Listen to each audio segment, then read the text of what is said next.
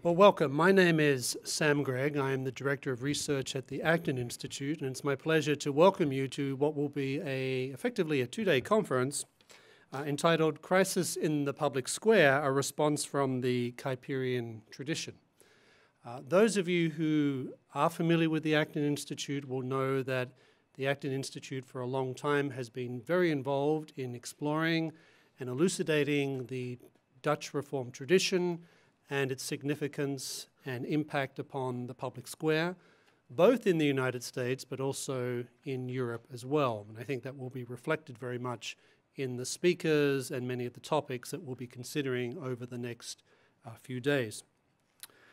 I should mention that this event is being live streamed, so this is something that will be streamed around the world. There will be people who will be watching from different parts of the planet, and we will even be able to have a number of them ask questions and participate electronically, so to speak, in this particular conference. As many of you know, we live in interesting times, and we've always been told we should never want to live in interesting times. As the description of this conference says, we do live in an age filled with turmoil and tension. We have cultures clashing in Europe, but also the United States, and we find political conversation and discourse becoming more polarized than ever. The foundations of free and open societies in many respects seem under threat, if not deeply challenged. For this reason, the Acton Institute has, in accordance with its long attachment to this Kuyperian political tradition of political theology, and even, you might say, public policy, convened this conference to have European and American speakers from different traditions, but all working within some way within the Kuyperian tradition, to comment upon what this tradition may offer to our, you might say, tortured public square at the moment. I'm very happy to say that our first speaker, or our first plenary speaker, is Dr. Richard Turnbull. He is the director of the Centre for Enterprise, Markets and Ethics, which is based in Oxford. Dr. Turnbull has degrees in economics and accounting. He also spent 8 years as a chartered accountant with Ernst & Young. He also served as the youngest ever member of the British Press Council. He also is a theologian, having a Ph.D. in theology from the University of Durham, and he was ordained into the ministry of the Church of England in 1994, where he served in pastoral ministry for over 10 years. He's written many books. He's a fellow of the Royal Historical Society and a member of the Faculty of Theology at the University of Oxford. Richard and I have known each other for quite some time. It's a great pleasure to welcome him to speak at today's conference at the Acton Institute. Richard.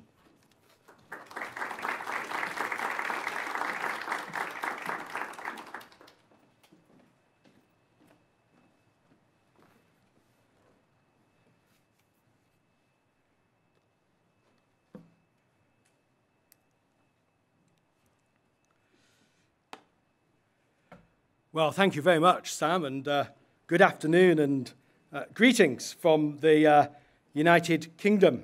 Thank you for your welcome to the Acton Institute, and your welcome to Grand Rapids, where it's cold and it's wet. So as a Brit, I feel very much at home. So. Well, we are, it is said, very much in a Kuyperian moment.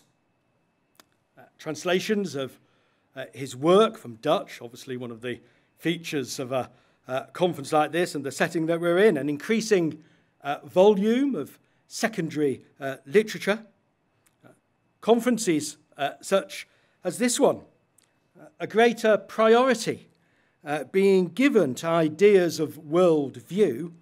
All those things are moving Kuyper to the centre of the stage. In addition to that, there is what one might call evangelical dissatisfaction with both the rationale and the practice of involvement in the public square. Few in the Protestant traditions think about this crisis very deeply at all, which of course is part of the reason for the problem. Now, some in the Protestant Evangelical tradition have embraced Kuyper in a way in which George Marsden, for example, perhaps slightly ahead of time, saw as the triumph of Kuyperianism in at least North American evangelicalism. If by triumph he meant increasingly quoting the famous remark, or at least part of the famous remark, then he is probably correct. Incidentally, I'm going to try to get to the end of my presentation without quoting the famous remark. Leave that for others. But if Marsden meant that evangelical Protestantism was thinking any more deeply about the matters, about the crisis in the public square, then he may have been sadly wrong. Well, Kuyper, as we will see, certainly helps us in seeking to establish a more coherent Christian approach to cultural and political engagement.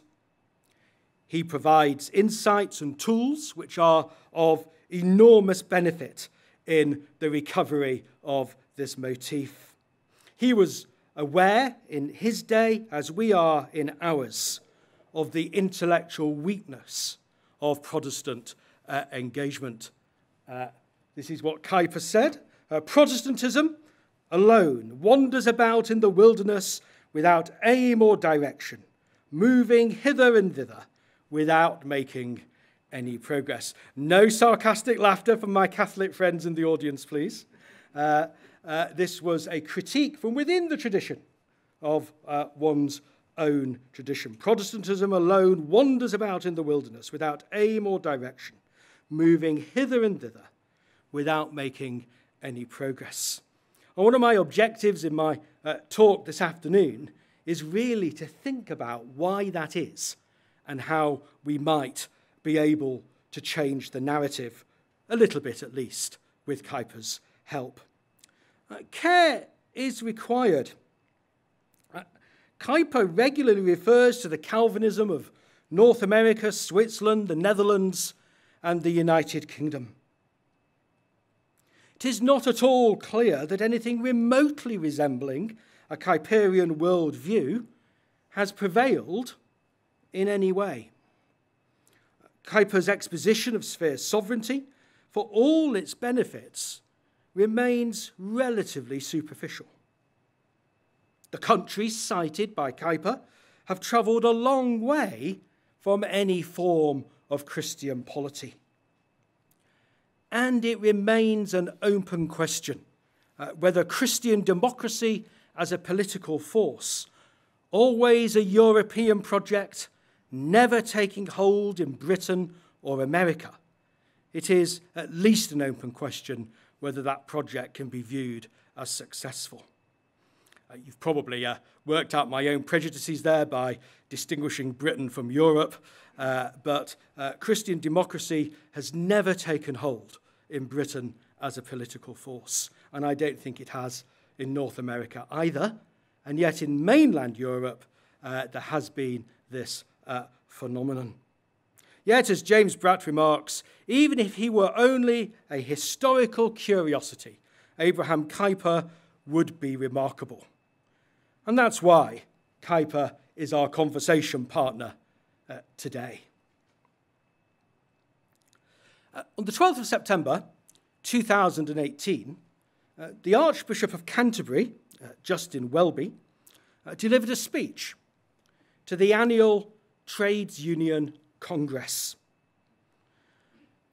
The speech, to which we will turn momentarily, is profoundly disturbing, and in being so is of direct relevance for our discussion this afternoon. The British government publishes information on trades union membership annually, an activity of government, the justification for which is quite beyond me, if I'm honest.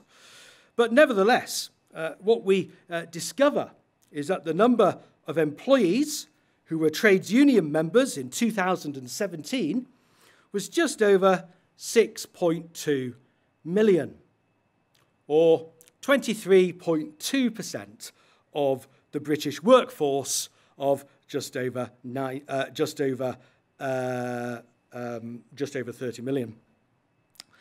In the private sector, there were only 2.6 union members out of a workforce of around 19.3 million, a ratio of 13.5%, or approximately 1 in 8.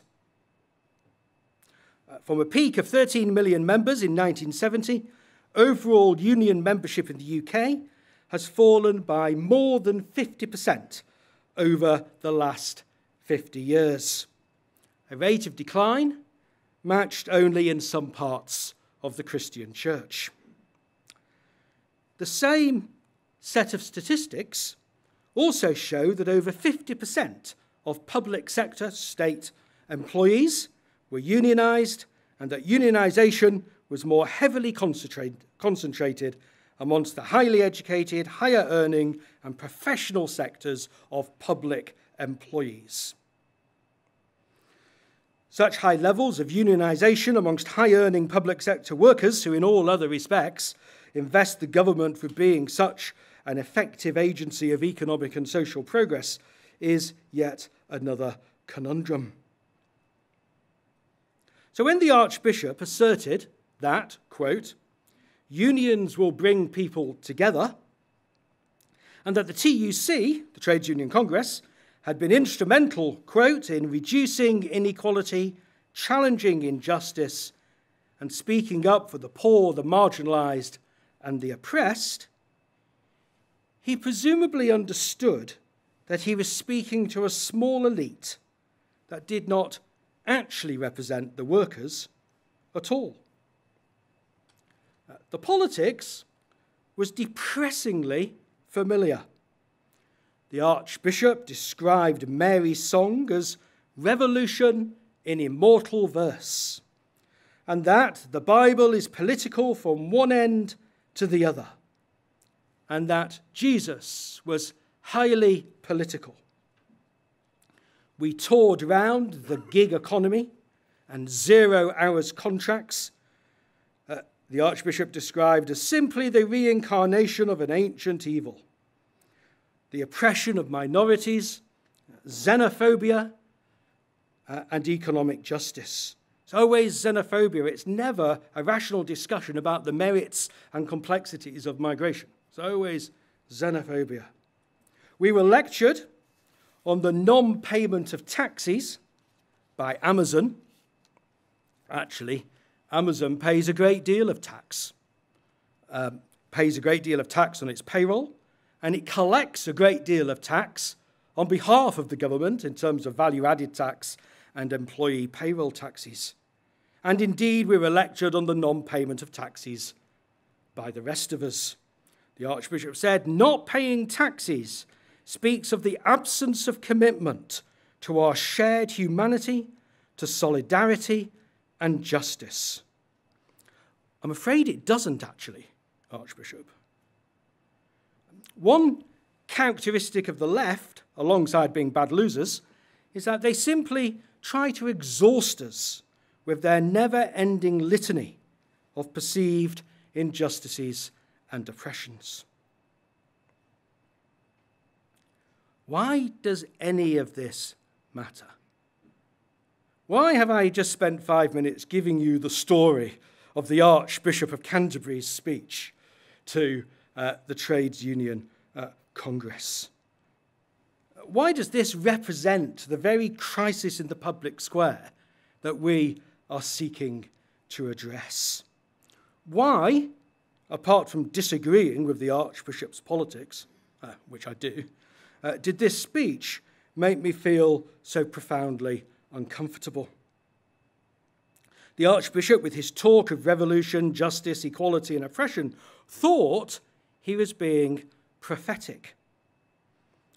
In reality, he was deeply confused. And in his speech, the Archbishop referenced Christian socialism on more than one occasion. And in doing so, he revealed his approach to the public square, one essentially of cultural submission.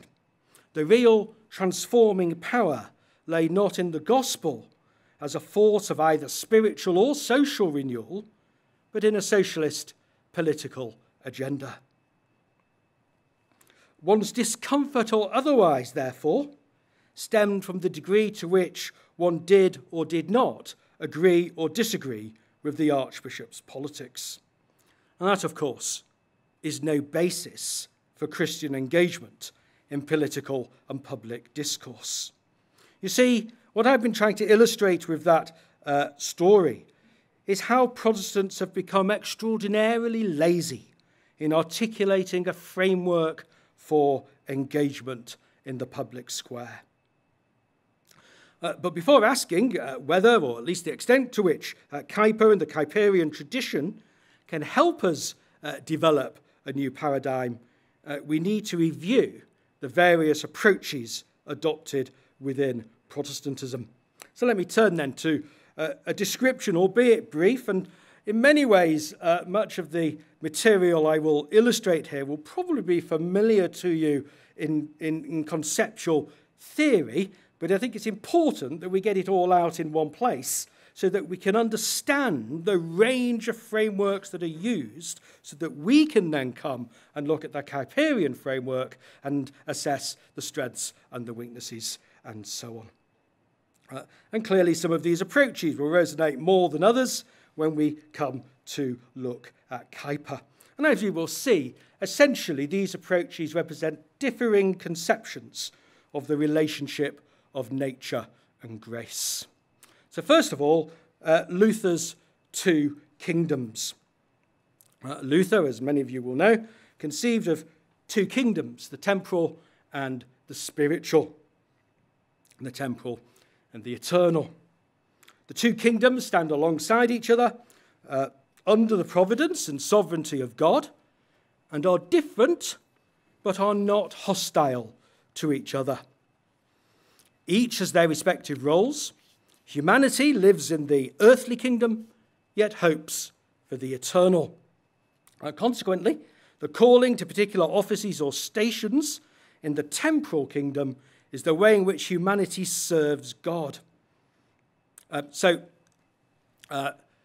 true home, according to Luther, is the spiritual kingdom.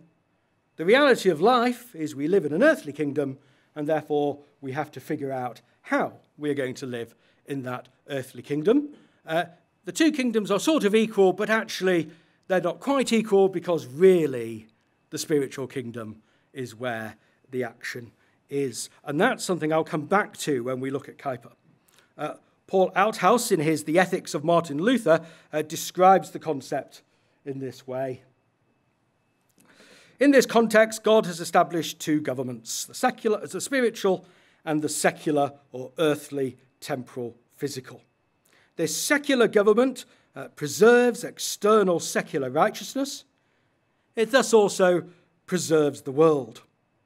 The spiritual government helps men to achieve true Christian righteousness and therewith eternal life. It thus serves the redemption of the world. God provides secular government throughout the whole world, even among the heathen and the godless. But he gives his spiritual government only to his people. So the two kingdoms both find their source in God. The spiritual kingdom is one of grace, salvation, and redemption, our ultimate home. The temporal kingdom includes family, work, business. Remember those when we think about the spheres when we get to Kuyper, and all other secular matters. Both are necessary, established by the same God. But as I hinted at, there are differences between the two kingdoms, primarily one of rank. Hence, the spiritual kingdom ultimately has the priority, helping us achieve true righteousness, and secular government is subordinate to the spiritual. So, at the risk of being slightly simplistic in my diagram, we have two spheres alongside each other. Second then, the second model, Calvin and Geneva, and a model that I describe in my own way of thinking as a transformational model. Slightly more complex than that, but we'll see that in a moment. Calvin devoted chapter 20 of the of Book 4 of the Institutes of the Christian Religion, actually his last chapter, to his understanding of civil government and the political realm. For Calvin, civil government is a divinely established order, quote, the order established by God, or as he put it in his commentary on Romans 12:1, constituted by God's ordinance.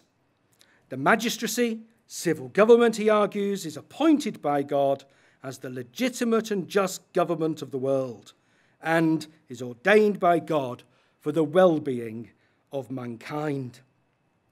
According to William Stevenson, the provision of civil government and of law is that for Calvin, it demonstrates the reality of God's providential care and is, in effect, an expression of common grace, providing for, quote, the tranquility of the good and to restrain the waywardness of the wicked, and to do so for all people. Now, for Calvin, civil government serves spiritual as well as temporal purposes, although that is distinct from the role of the church. Its role is firstly civil government. Its role is to ensure the basics of society, food, air and shelter, to provide, he said, for the safety of all, and to watch day and night for the well-being of the whole community.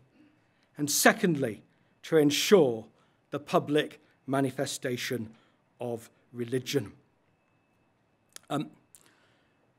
Calvin is actually more complex than people are willing to admit in this regard, and that is because we generally, because we find it difficult, wish to overlook the degree to which Calvin thought that the civil government should actually oversee, control and direct doctrine and religious practice, a sort of a theocracy, if you like. We find that relatively embarrassing today, and we don't like to own up to the fact that it is impossible to read Calvin without seeing some aspects of that there in his writings, which is interesting also when we come to look at Calvinism and Kuyper, where we have a slightly different, well, in fact, a very different sort of model in that respect. So, again, forgiving my slight simplicity here, with Calvin you have the two circles. They are more closely integrated than they are with Luther,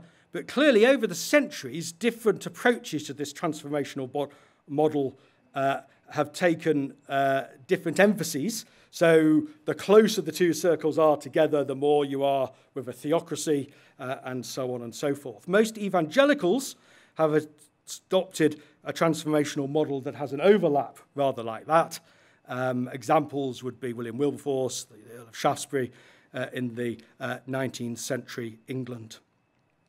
So, Luther and the Two Kingdoms, Calvin on the model of transformation, different ways, if you like, of playing around with these overlapping circles.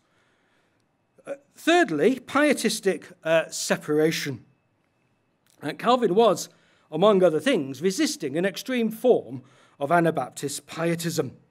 This form of separation from the world views civil government, the magistracy, oaths of office, military defence as evil and outside of the law of Christ.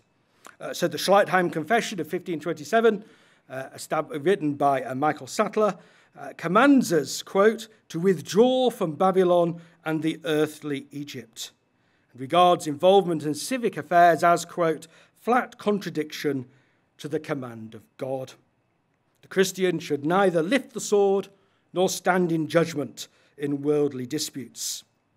Hence, quoting the Schleitheim Confession again, it is not appropriate for a Christian to serve as a magistrate, or indeed to swear an oath of office. Well, enough said for our purposes for the moment, for us to see here that we have two completely separate circles, separated from each other, not only separated from each other, but with a strong antithesis between them. Fourthly and briefly, Christian socialism. Archbishop Welby was effectively espousing a form of Christian socialism in his speech to the Trades Union Congress. Whether he understood that or not is not really a matter I can comment on. Society is indeed to be transformed, but not by the gospel, but by a governmental socialist programme. And so, unsurprisingly, here we have the two circles, and the one circle, the spiritual, entirely submerged within the other, the state.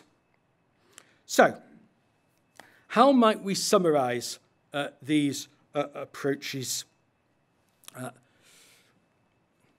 Three ways of characterising these approaches: transformational, separatist, or submersive. And you will have realised, as we've gone through some of those illustrations of those models, which of those categories different models fit into.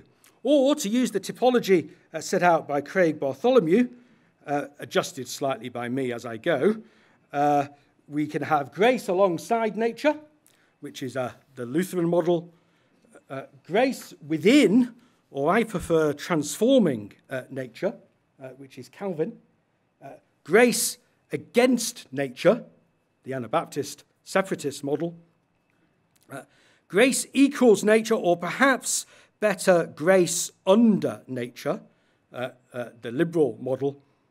And although I've not dealt with it in this paper, Bartholomew rounds off his typology with grace over nature, which he views as the Catholic perspective. Well, whatever we think to that, whatever we think to the way in which I've illustrated those models, at least we can now begin to see the intellectual frameworks which are used in relation to engagement with the public square. But the point is they are usually used implicitly rather than explicitly. And one of my purposes in this session has been to get those models of engagement out more explicitly so that we can think about Kuyper in a more informed way. And as we turn now to Kuyper, it will be instructive to see, in particular, how those transformational models, because it is those which most closely embody the Kuyperian tradition, match up to the theological and practical principles which Kuyper expounded. So, for the last 10 minutes of my talk, let's turn to Kuyper's insights. We will first of all review two central theological principles in Kuyper's thought which shape the transformational approach to public engagement. And the first of those is creation principles and creation mandates. In his first lecture on Calvinism, Kuyper argues that, quote, Luther's starting point was the special soteriological principle of a justifying faith, while Calvin's, extending far wider, lay in the general cosmological principle of the sovereignty of God. He filled that out a little bit in his third lecture on Calvinism and politics, and I've put this one on a slide. It's very similar. This dominating principle was not soteriologically justification by faith, but in the widest sense, cosmologically, the sovereignty of the triune God over the whole cosmos in all its spheres and kingdoms, visible and invisible. Can you see the difference between the Lutheran approach and the Calvinist approach? The difference between Luther, who kind of had a little bit of this in the two kingdoms, but was so driven, so shaped, so formed by the justification by faith principle, you end up with the spiritual being superior to the temporal.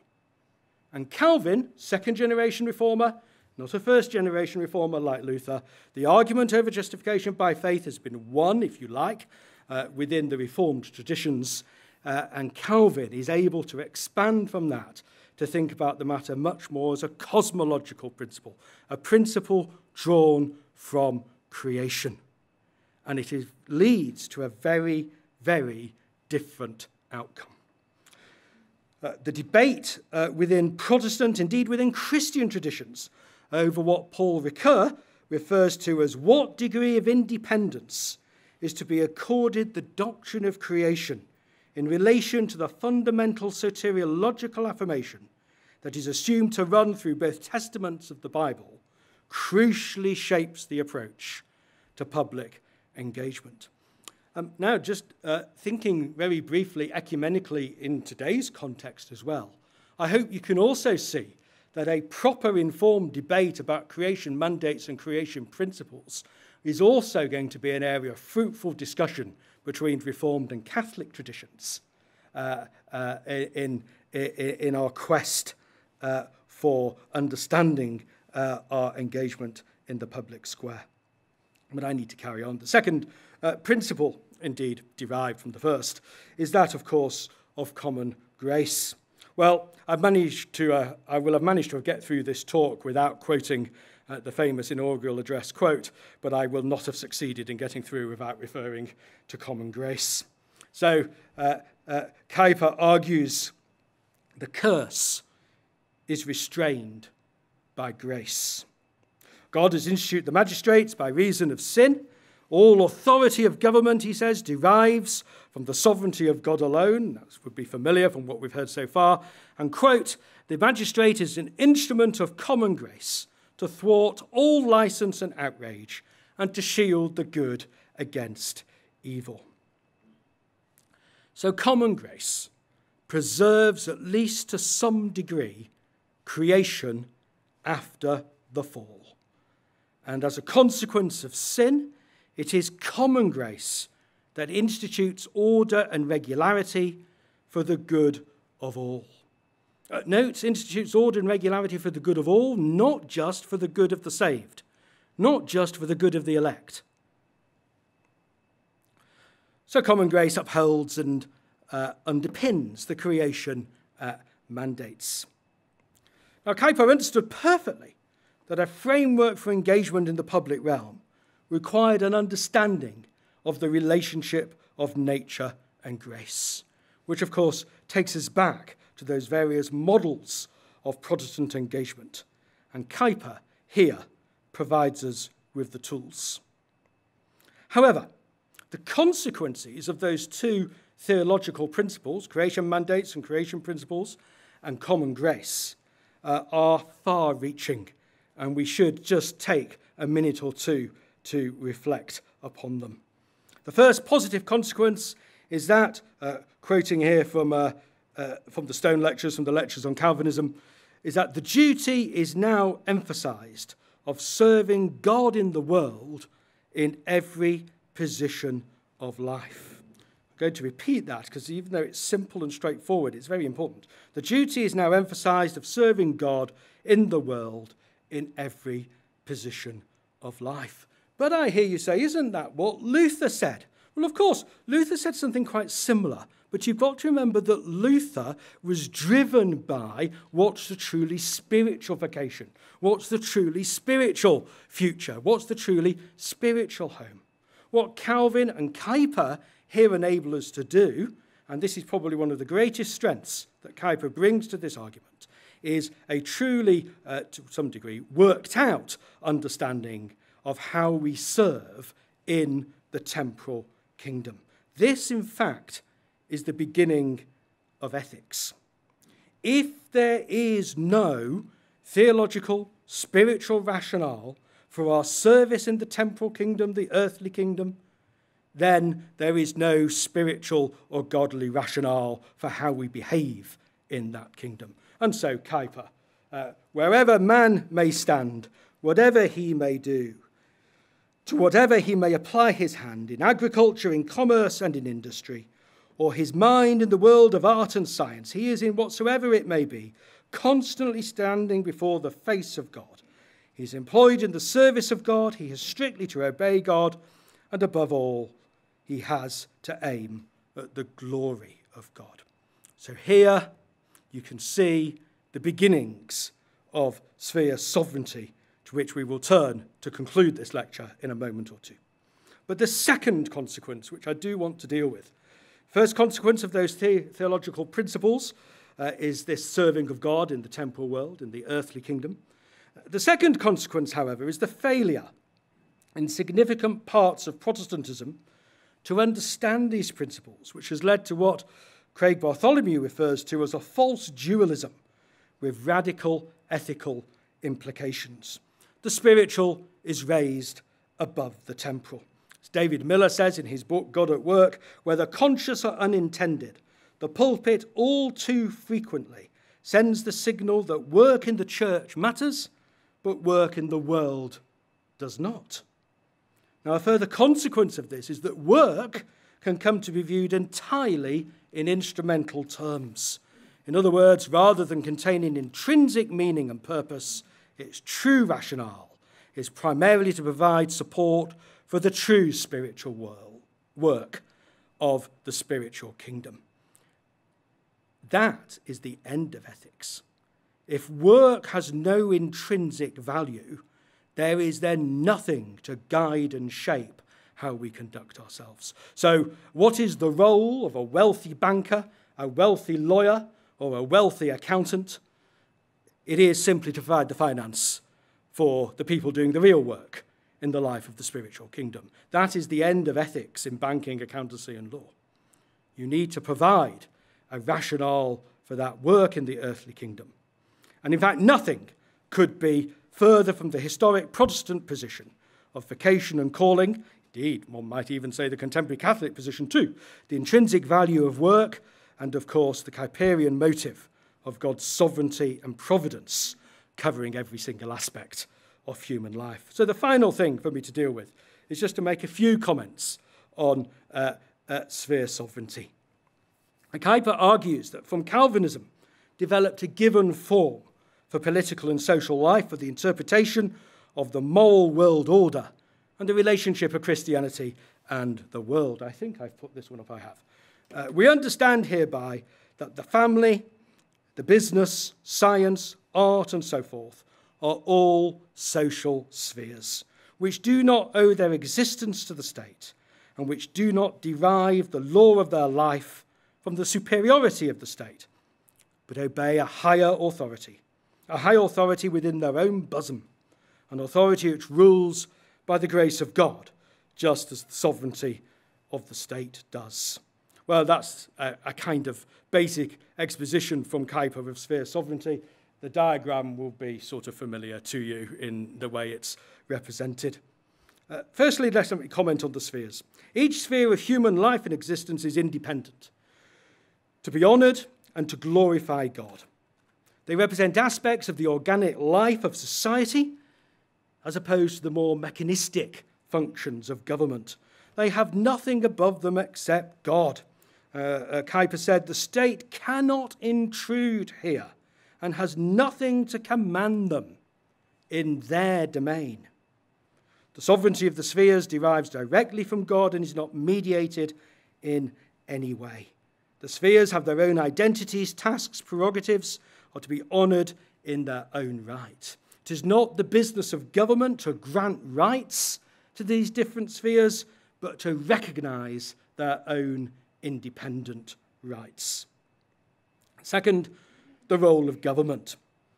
The enormous danger which Kuyper identifies is that the state is likely to grow in status and power, and thus forever to interfere in the other spheres.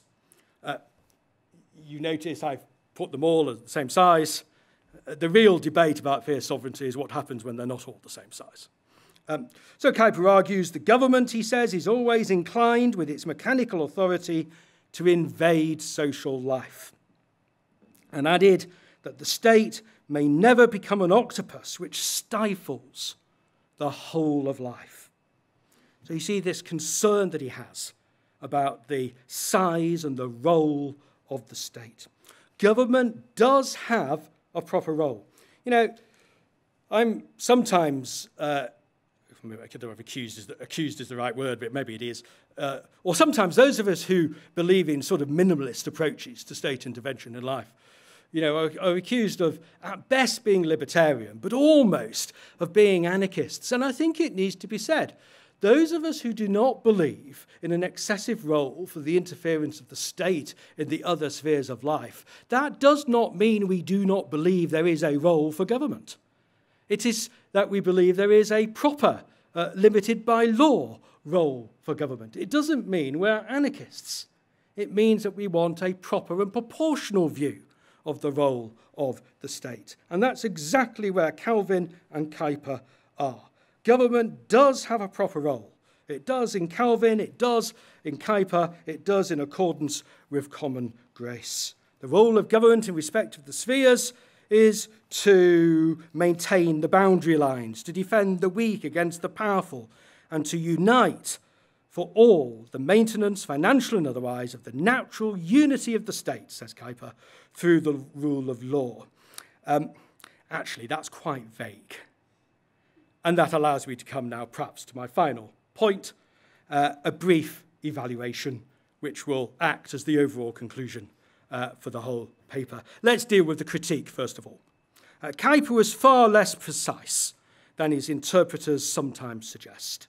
He did not really develop the ideas of severe sovereignty to any significant extent, either in his lectures on Calvinism or in the inaugural address. There were sometimes certain spheres, and at other times a multitude. The relationship to Calvin is complex. The reality is that Calvin did not discuss sphere sovereignty, and his model in Geneva was much closer to a theocracy than Kuyper either allowed or desired, though Kuyper himself does recognise that point. The major issue, as I hinted at a minute ago, really lies in the relationship between the spheres. What if they are not equal? Bartholomew discusses the potential overflowing of the economic sphere, but in my sense and my experience, the biggest danger seems to me to come from the domination of the sphere of the state. It grows and grows and continues to grow, and so crowds out those other spheres.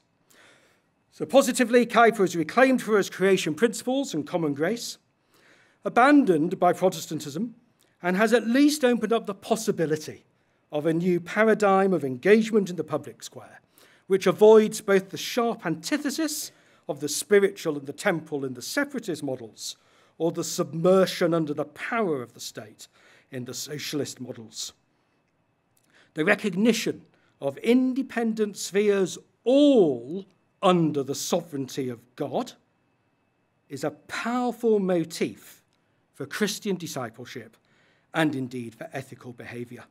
Kuyper was acutely aware that the Calvinist conception of sin taught us both that God instituted civil government, but that there was also a danger to our liberty in the power of the state. Did Kuyper succeed? It is not clear that he did. The spheres increasingly failed to acknowledge the very sovereignty of God that Kuyper was so passionate about. He certainly offers us the tools to engage, and he certainly offers us the tools to rescue Protestantism from both its privatized morality and liberal socialism, and indeed to build dialogue with Catholic and other traditions. Whether Protestantism wishes to be so rescued is another matter.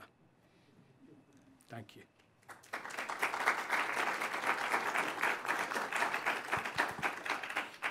Thank you, Dr. Turnbull.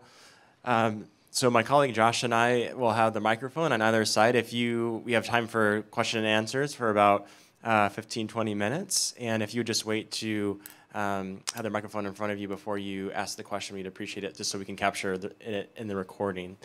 So who would like to ask any questions?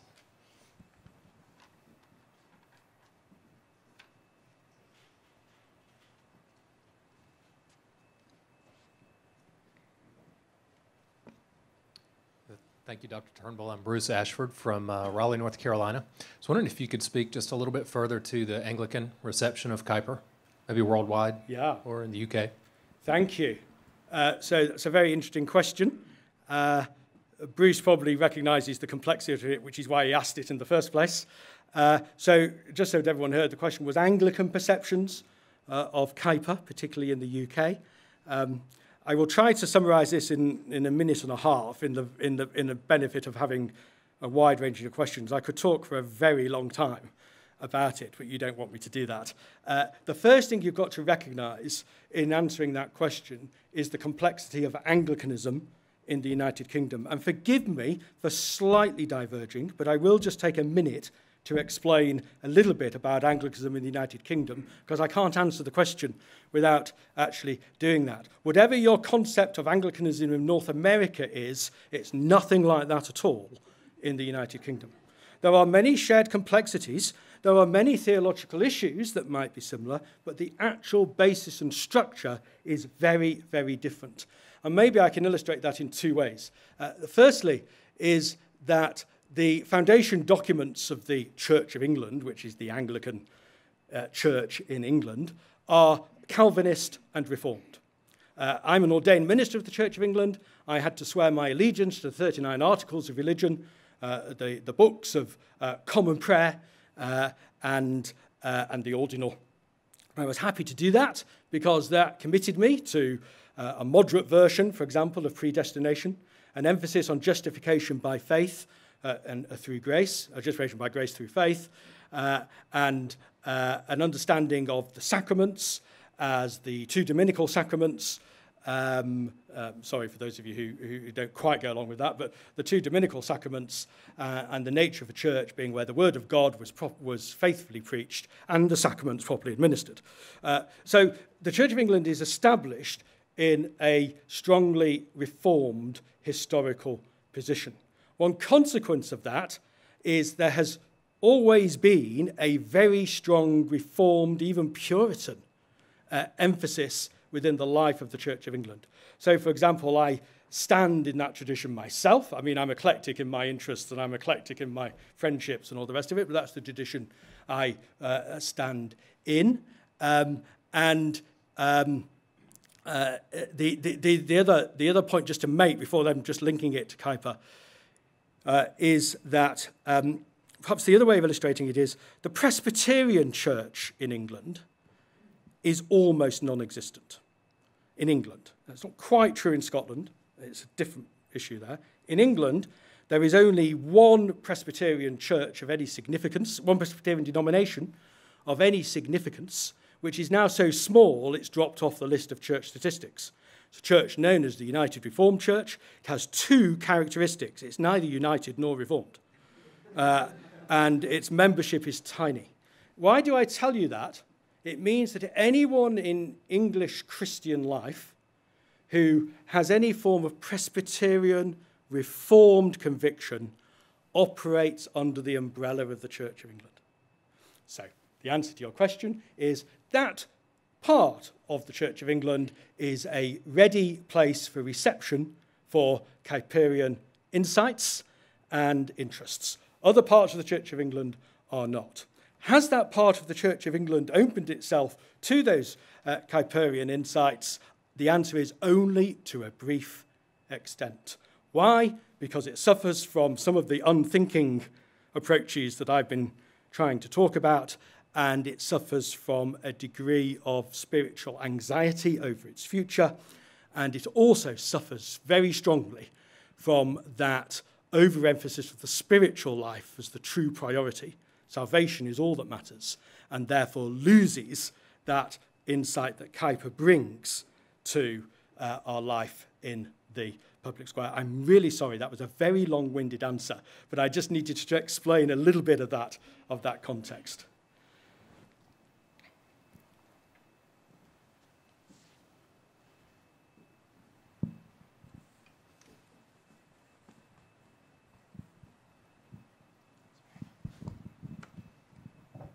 Hi, my name is Mary, and I'm a sociologist. So my question is, I see Kuyper's and what you have presented as these systems of ideal types. And ideal types are how things ought to end up like. And we know that, but in our postmodern life, it is characterized by fragmentation. Yep. And the world is like a broken glass vase with each splinter of it having its own system. Yep. It might range from Lutheran to Yep. Calvinist, and you might have a hyper-Calvinist church that preaches or works with a type of theocratic vision, or on the other end, you might have other social groups upholding near anarchical model. So how do we go from this fragmentation to this is a map, but we need a road map to go from here to there. Thank you. That is a great question, and I think actually the questioner provides part of the answer to the question I asked: did Kuyper succeed? And of course, when I asked the question, did Kuyper succeed, I wasn't intending to answer it. I was intending to leave it for you as an open question for us to think about and explore. And the critique that you can bring is, it's all too neat. Actually, the real world isn't like this. The real world is much more fragmented. And actually, if you look at the way in which Christian democracy and even the whole sort of even the Netherlands, in Kuyper's own Netherlands, the way it developed, and the debates about the relationship of education to the state, the debates about the relationship of church and state, you begin to realize that the world is characterized by the fragmentation that you were describing. So, from a critical perspective, I think it was all a bit too neat, and doesn't address, to some degree anyway, doesn't address the reality of the world in which we live. And perhaps, if one were being critical, that might be perhaps part of the reason why it has struggled to be enduring. But roadmaps and models, and if we are to avoid falling into the trap of the Archbishop of Canterbury and giving a grand political speech and dressed up as sort of Christianity without any real sort of, well, if it was an acknowledged framework, it was the Christian socialism model. If we are to avoid all of us falling into that trap, we do need models. And we need models which we can relate to and engage in. So I don't think this is perfect at all, obviously. But there are some strengths in the system that can help us when we come to try to understand our engagement in the public square. And so, for example, the recognition in a lot of the area that I work in business and economics, and trying to understand Christian and philosophical insights into good, right behavior in a market economy, actually I am helped by a model that reminds me that that part of the economy, or that part of the world in which we live, is under the direct sovereignty of God. And that those of us who live and work in that economy are in direct accountability to God. So it's not that it's perfect, but that it does provide us with some form of role modelling to which we can aspire. But it was a very pertinent question. Thank you.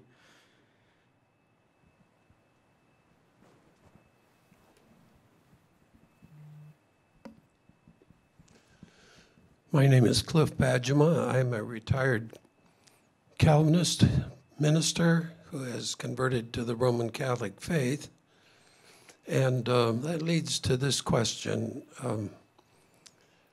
All my life, I've been committed to the transformist ideal of Kuyper and of Calvinism. But I've also been very much attracted by something that Benedict XVI said when he talked about the temptation of the transformists to become conformists, to become accommodationists to various isms within the culture that affect the family and the economy, the arts and the church. And that unless we're willing to,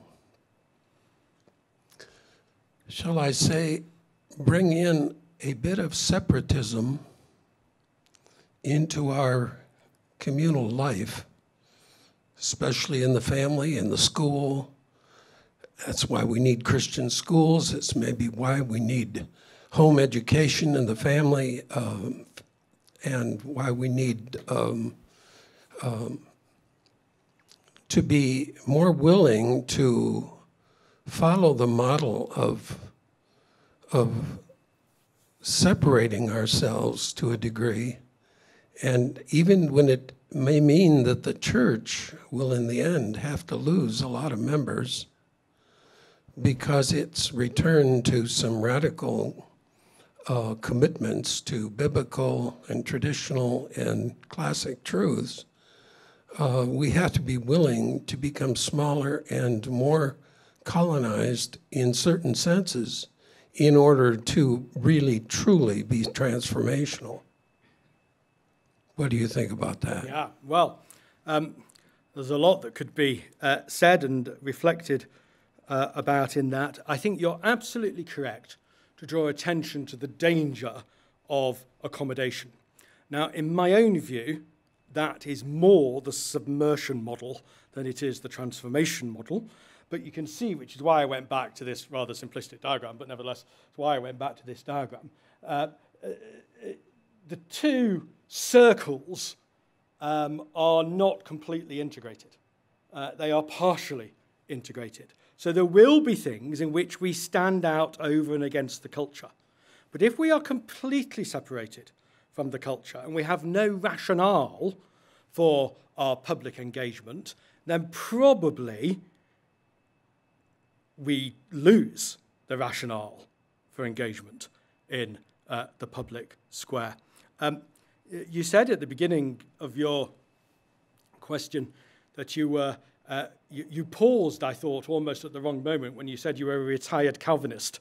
And I was trying to work out whether Calvinists ever retired, and then you went on and filled out the rest of your journey. I'm going to tell you something very personal, which I'm happy to tell you in the public domain. Don't worry, it's not kind of soul bearing. But about my own spiritual journey. So I, as I hinted earlier, was brought up in a pretty tough. I was converted to Christian faith from no Christian background at all. And I was brought up in pretty tough-minded, reformed circles, admittedly within the Church of England, mostly. And I could easily engage in a good argument about, well, maybe I wouldn't go quite so far as to say why Catholicism was the sort of, the whatever, the Antichrist or something. But I could quite happily and easily have displayed a great deal of antipathy, let's put it that way, towards the Catholic tradition. I think I need to tell you that I have learned over the last 20 or 30 years a great deal. And among the things I have learned is not that we're all the same. I don't think we are. But I have learned that a great deal of Catholic teaching and a great deal of Protestant teaching isn't the same, but is seeking to engage with those same questions. And that there is a significant amount of commonality, and much more so than I was previously willing to recognise. That doesn't mean I, as a Protestant and about to become a Catholic, but it means I'm very happy to discuss with my Catholic friends how we share those things in common, how we can bring both of those traditions to bear on the subjects that we are talking about. And I need to tell you that's a lesson I've had to learn, and I have learnt it, and I have to say that I've come to realise that Catholics, by and large, do a lot more thinking in the areas that I'm interested in than my own tradition.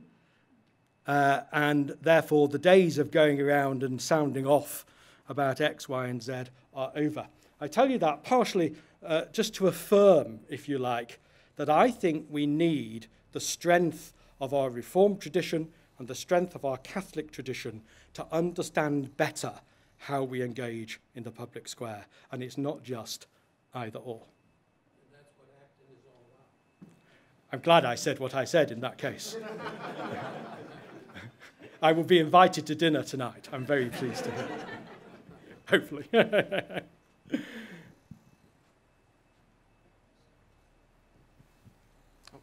Okay, this will be our last question.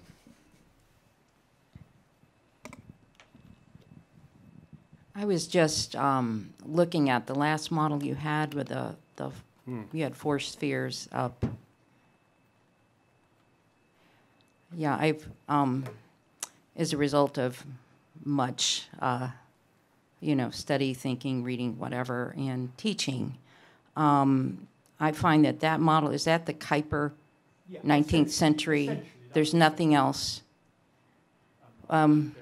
Well, I find that without the individual as a sphere, you're trying to account for all of society. and our engagement in the culture. So the individual is there directly under God. Rights of conscience, thinking, that's been the struggle, obviously, against the individual, against the state, and conscience. And then you also have the category, well, the church is also part of society, not to be governed by... The church on Well, there would be the individual, the church, and then what I would put, well, economy really is not separate. It is created by individuals and families. So that whole category of voluntary associations would be what economy and arts, that's how I see it. Okay. And then that's governed by God. Fine. So, just to explain a little, these were illustrative rather than exhaustive. Kuyper talks about various other spheres too, so that wasn't intended to be, here is the sum total of all the spheres that Kuyper mentioned. They were illustrative. So church would be one obvious one. I don't think, I mean, the interesting part of your question, I think, is on the individual.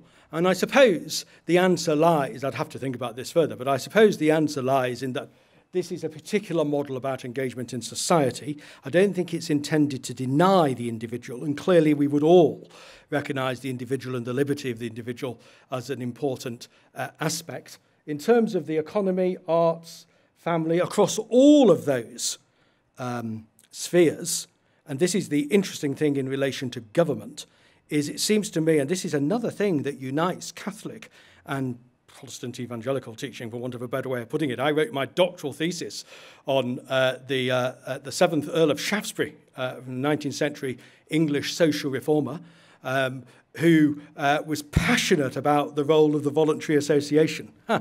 You know, across all those spheres, the role of the voluntary association, intermediate institutions, are central to any society that seeks to have some protection for the individual over and against the state. I realise we need to finish, so let me just give you one illustration from the UK as to how that is not understood today. We have a welfare system in the UK that is complex and nightmarish in a whole number of ways. None of that is to say that I do not think there is no role for the state in supporting the most vulnerable and the most weak. I think there probably is a role at a safety net sort of level. But the government has recently developed a new system of social welfare. I largely agree with the principles that go behind it, but that's irrelevant for that's irrelevant for now. But what has happened is it has kind of foundered, and people haven't been able to access the system, and therefore the most vulnerable in society, so it is argued, and I'm not without sympathy for that, have meant they haven't received the support and the benefits that the government said they should receive, and therefore they are campaigning against that whole system. The reason I've given you that illustration, it's a perfect example where government fails to deliver, because government is too big, government is too national, government is too one-size-fits-all, and the thing that is lacking in that system is an intermediate institution that mediates between the state and the individual. Sorry, I went off a little bit of a tangent, so I'm grateful for your question, but I just wanted to... They're illustrative, not exhaustive. And I just wanted to pick up a little bit on that intermediate institution principle. I think we're going to be stopped. Okay. Yeah, yep. Well, the Turnbull talks about voluntary. Yeah, and we could talk over coffee. Very happy to do so. All right, thank you. Please help me thank you, Dr. Turnbull, one more time.